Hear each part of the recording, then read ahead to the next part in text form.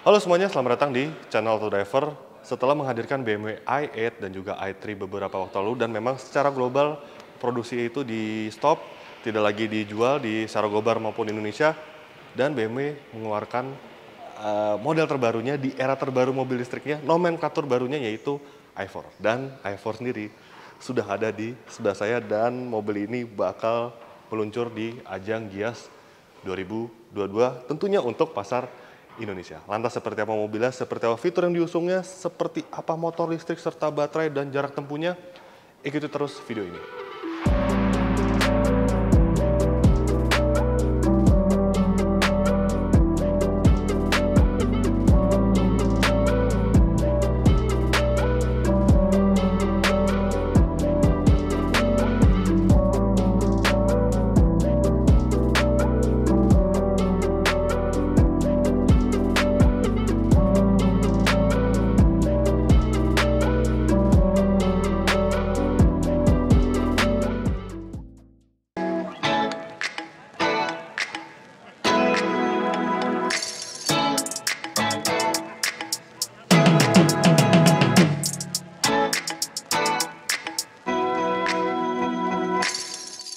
Gias 2022 berlangsung pada tanggal 11 sampai 21 Agustus 2022 di ICE BSD Tangerang. Acara ini tentu diikuti oleh 25 merek mobil penumpang dan mobil komersial, 13 merek sepeda motor, dan juga 100 merek dari industri pendukung. Tentu akan ada puluhan mobil yang launching di sana, teknologi mobil terbaru, serta mobil konsep yang bakal dipamerkan khusus untuk Anda pengunjung Gias 2022. Serta ada yang berbeda dibandingkan tahun sebelumnya, yaitu EV Test Track. Test drive area indoor yang dikhususkan untuk mobil listrik. Serta untuk pembelian tiket hanya bisa secara online melalui aplikasi serta website Auto360. Selain BMW i4, BMW Indonesia juga meluncurkan satu model lagi mobil listriknya, yaitu BMW iX yang sudah direview oleh Mas Fitra. Dan BMW i4 ini menurut kami ini adalah mobil listrik yang diluncurkan oleh BMW dan model mobil yang paling masuk akal. Kenapa saya bilang masuk akal? Karena sebelumnya itu BMW itu menghadirkan mobil listrik yang model itu lebih ke arah ikonik dibandingkan fungsional, seperti BMW i3 dan juga BMW i8 yang memang dia merupakan sebuah mobil coupe dan juga bukan mobil yang mengambil basis dari mobil BMW bermesin bensin. Dan BMW i4 ini adalah sejatinya basicnya adalah dari BMW 4 Series Grand Coupe. Dan jika saya berdiri di sini, tidak akan terlihat gitu bedanya antara BMW i4 dan juga 4 Series Grand Coupe. Agak bergeser ke sini sedikit. Nah, ini ditemukan detail kayak gini nih. Lingkaran biru yang artinya adalah sebuah mobil EV. Nah, varian BMW i4 yang dipasarkan Indonesia adalah BMW i4 eDrive 40 M Sport. Dia akan mendapatkan trim M Sport yang sporty seperti ini. Dan untuk bagian depannya bisa dilihat sama seperti bagian sampingnya, sebenarnya dia tidak terlalu terlihat seperti mobil EV. Karena BMW sendiri menyebutnya bahwa mobil ini adalah the most sleeper EV dan mereka tidak mau mobilnya terlihat seperti mobil listrik yang benar-benar futuristik gitu. Jadi bisa dilihat bagian depannya, dia masih dilengkapi dengan BMW laser light yang sama dengan 4 Series Grand Coupe bermesin bensin, lalu body kit dia menggunakan body kit M Sport. Nah, salah satu pembedanya adalah ini grillnya. Tidak ada lubang grillnya berada di bagian bawah dan di bagian atasnya tertutup, dan ada logo i yang berarti adalah mobil listrik lansiran BMW. Sekarang kita lihat kampas mesinnya. Nah, ada lagi beda nih. Dia di emblem BMW ini ada ring biru yang berarti dia merupakan model dari BMW i yang merupakan mobil listrik. Karena kita lihat motor listriknya memang tidak bisa dilihat benar-benar tertutup seperti ini. Tapi secara spesifikasi mobil ini menghasilkan motor listriknya menghasilkan tenaga 340 horsepower serta torsi mencapai 430 Nm.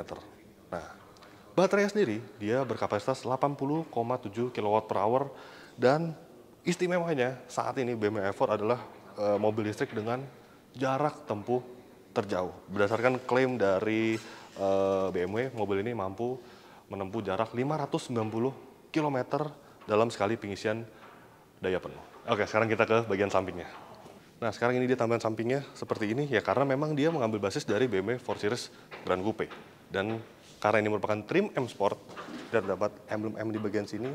Dan untuk velg ya, dia menggunakan diameter ring 19, profil bannya belang, depan 245/40 ring 19, belakang 255/40 ring 19. Dan yang menarik adalah ban ini dia bukan ban yang dikhususkan untuk EV.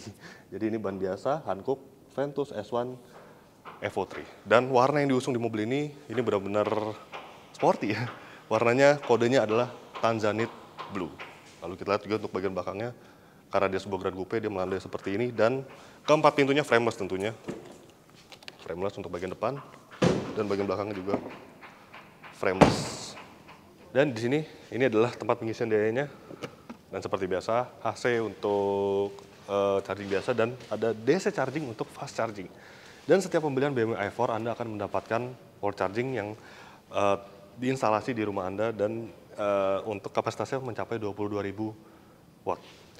Kemudian wall charging tersebut akan mengalirkan daya sebesar 11.000 watt, yang artinya BMW mengklaim untuk pengisian daya penuh 100%, waktu yang ditempuh adalah sebanyak 8,5 sampai 9 jam. Jadi misalkan Anda meninggalkan mobil ini, Anda mengecharge, lalu Anda tidur semalaman, dan pagi ketika Anda menggunakan mobil ini, tentu dia baterai sudah 100%. Sekarang kita lihat bagian belakangnya. Dan ini dia bagian belakangnya i4 eDrive 40. Nah, ini varian yang hanya dipasarkan di Indonesia, dan sebagai catatan mobil ini berpenggerak motor listrik ke roda belakang. Lalu sebagai elemen pemanis, elemen yang membuat lebih sporty, karena ini merupakan basic dari 4 Series, dia tambahkan ductile seperti ini. Ini tentu menambahkan kesan sporty. Dan lampunya, ini benar-benar sama dengan 4 Series Grand Coupe yang desainnya seperti ini, 3D. Lalu, jika dilihat secara sekilas, memang dia rasanya itu tidak terasa gitu mobil EV, tapi di bagian bawahnya ini dia tidak ada knalpot, benar-benar tidak ada knalpot, tidak ada lubang knalpot, tidak ada ornamen knalpot. Jadi ya itu pembedanya antara BMW i4 dengan BMW 4 Series Grand Coupe. Terlebih dia terdapat ring di bagian emblem BMW-nya ini yang mencirikan dia adalah mobil dari BMW i. Sekarang kita lihat bagasinya. Oh ya, dia Grand Coupe, jadi bagian kacanya juga terangkat seperti ini. Untuk bagasinya kapasitas cukup luas, serta tentu dia tidak ada ban serep di bagian bawahnya. Nah, di sini ada subwoofer seperti ini, merupakan salah satu peranti dari speaker aftermarket dari Harman Kardon ya. Lalu di sini ada juga slot pengisian daya 12 volt. Kemudian untuk pembukaan bagasi, dia bisa secara elektris seperti ini.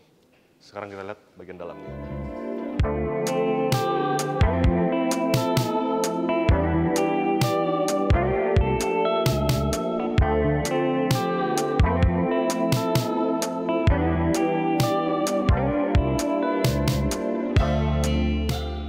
Ini dia untuk bagian interior dari BMW i4, dan nuansanya itu sebenarnya mirip-mirip dengan BMW seri 3, BMW seri 4, karena memang dia bukan mobil listrik yang diciptakan dari nol untuk mobil listrik, melainkan dia mengambil basis dari salah satu mobil, kemudian dibuat versi listriknya.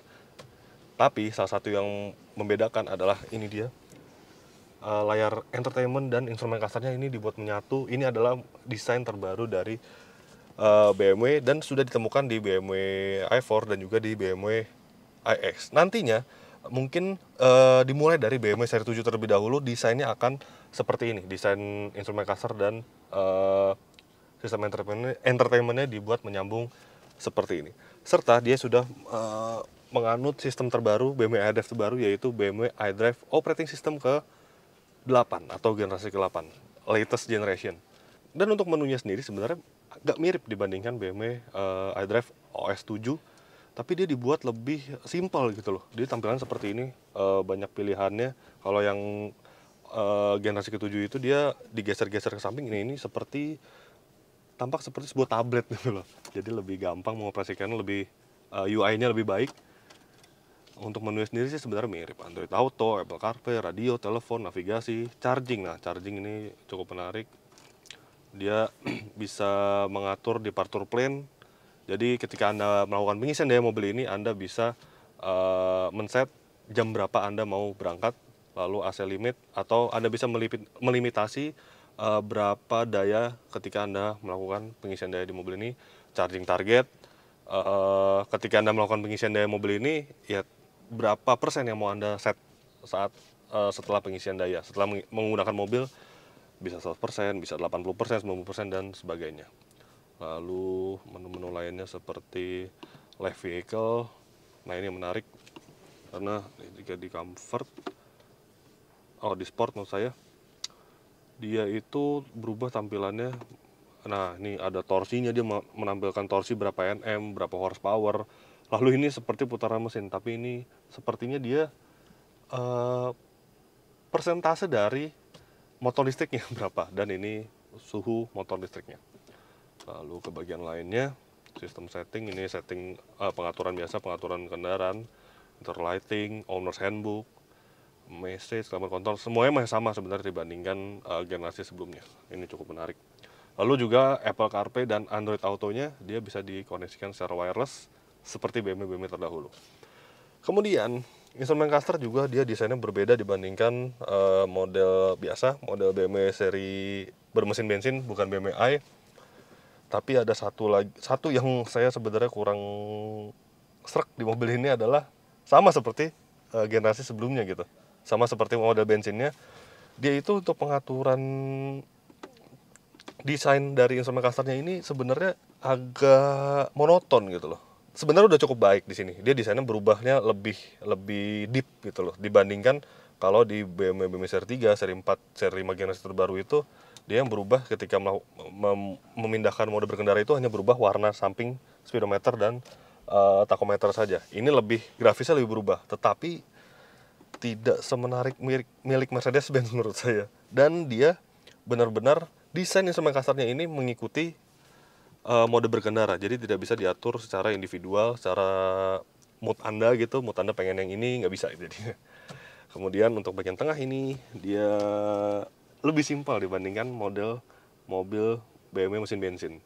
AC, nah AC juga dia pengaturan AC dia tidak lagi diletakkan di bagian kisi-kisi AC-nya, tidak lagi diletakkan terpisah. Dia jadi satu dengan sistem entertainment BMW iDrive ya. Jadi Anda bisa mengatur suhunya biasanya langsung tersedia di bagian sini. Dan untuk mengatur lebih advance Anda harus menekan climate menu. Nah ini Anda bisa mengatur melalui sistem entertainment. Dia tidak lagi terintegrasi secara terpisah. Ini untuk sistem entertainment, volume. Kemudian untuk bagian tengah ini masih sama dengan model-model sebelumnya. Ini ada trackpad, lalu berbagai tombol, traction control, engine start stop karena ini merupakan versi i atau mobil listrik dari BMW di warna biru. Ini juga transmisinya di sini warnanya biru. Kemudian mode berkendara ada 3, Sport, Comfort, Eco Pro, dan tentunya dia sudah electric parking brake yang terintegrasi dengan auto hold. Soal fitur, mobilnya juga hadir cukup lengkap. Selain dia dilengkapi dengan instrumen cluster baru, sistem entertainment baru yang desainnya keren dan dia melengkung seperti ini, dia juga dilengkapi dengan speaker aftermarket dari Harman Kardon. Seperti saya juga sebutkan sebelumnya, di bagasinya ada subwoofer. Tentu ini suara yang dihasilkan itu akan kualitasnya lebih baik dan premium. Kemudian ada satu fitur lagi yang cukup menarik di mobil ini, yaitu fitur radar.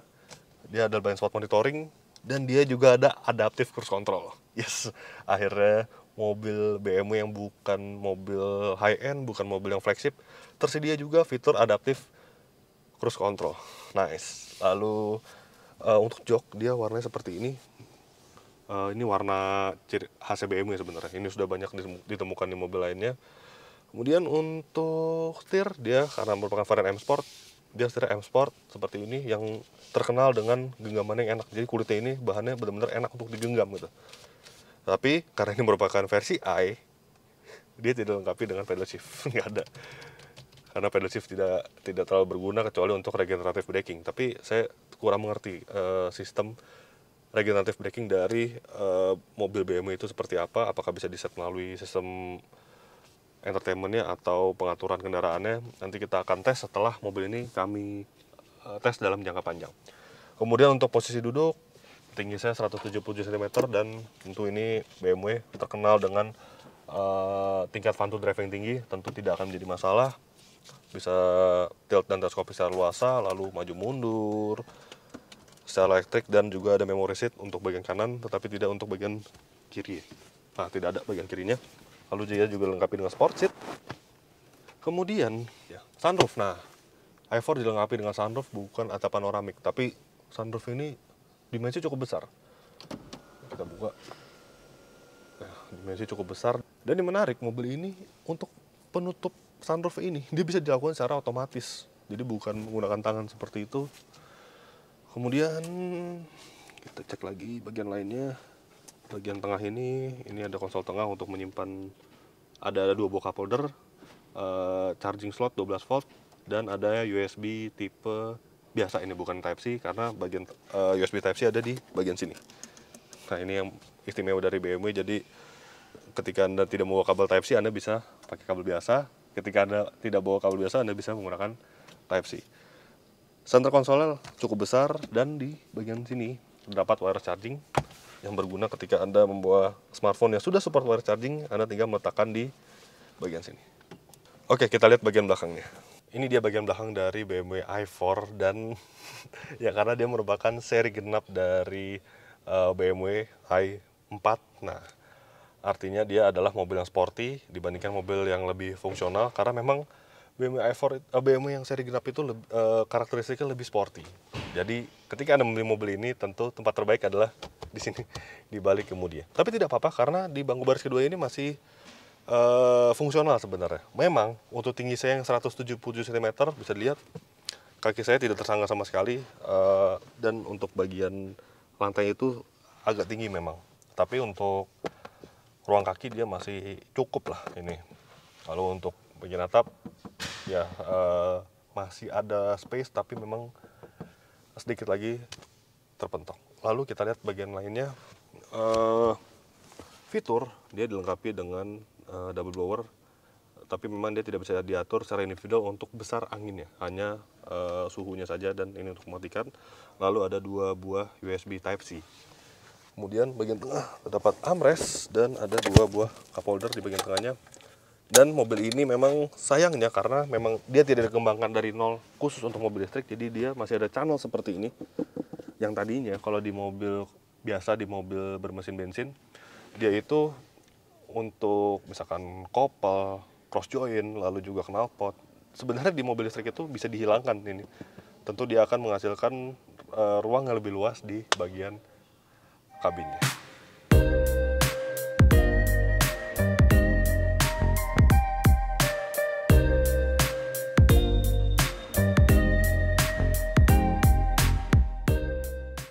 Jadi secara kesimpulan, memang mobil ini itu merupakan mobil listrik BMW yang sebenarnya bisa dikatakan paling masuk akal. Karena dengan harga, belum diluncurkan secara final memang harganya, tetapi kisaran harganya berada di 2 miliar kecil, yang artinya pesaing utamanya hanyalah Porsche Taycan yang versi paling standar itu harganya 3,5 miliar lebih. Dan mobil ini menggantikan BMW i3 dan juga BMW i8 yang memang kalau secara bentuk itu khusus untuk segmented. Mobil ini tuh sebenarnya lebih fungsional, lebih bisa dipakai sehari-hari, lebih bisa untuk mengangkut keluarga dan barang bawaan Anda. Dan bentuknya itu loh, bentuk itu saya suka karena dia sleeper EV, benar-benar tidak jauh berbeda dibandingkan model mobil bensinnya. Jadi begitulah hasil first impression kami terhadap BMW i4 2022. Klik like jika Anda menyukai video ini, subscribe belum. Jangan lupa juga untuk isi kolom komentar di bawah. Main-main juga ke website www.autodriver.com, dan jangan lupa juga untuk download aplikasi kami di Google Play Store. Terima kasih sudah menyaksikan video ini, dan sampai jumpa di video-video selanjutnya. Bye-bye.